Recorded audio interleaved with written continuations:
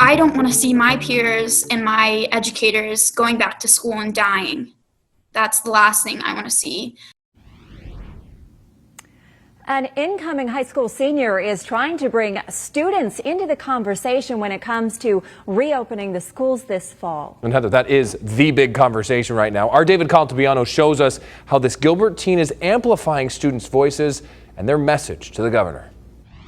Political leaders, they're not the ones directly affected by this, but we are. So having our voices heard is really important. Gilbert Classical Academy's Sophia Hammer is giving students a say. First in COVID cases in the world. By producing this video for social media, sharing the opinions of classmates across the state, as well as a Valley teacher. Educators want to go back. Students want to go back. I want to see my students, but I will not stand by silently to watch Arizona become some kind of national experiment.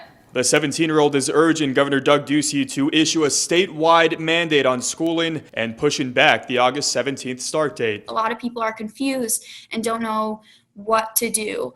A lot of districts are confused. Sophia says she would halt in-person classes for at least the first semester and train teachers for online learning. Here's the governor in yesterday's press conference. I want to do what's right for our state and for our kids, and our decisions to date have been informed by public health. Ducey said he is working with the state superintendent, Kathy Hoffman, and will have more info on reopening next week. In the meantime, he says he'll do what some parents won't. Would you feel comfortable sending your kids back Yes. to school now? You would? Yes. In-person schooling is in jeopardy for the incoming senior. She says the online option doesn't offer the classes she needs. To make her decision even more difficult, she lives with a grandparent who has an autoimmune disorder. I don't want to put my family in risk. The student activist hopes the governor watches her video. If I die from COVID, please politicize my death. She hopes he listens to the people who could be inside classrooms. This is not okay. This is not okay. In Phoenix, This is not okay. David Caltabiano for Arizona's Family.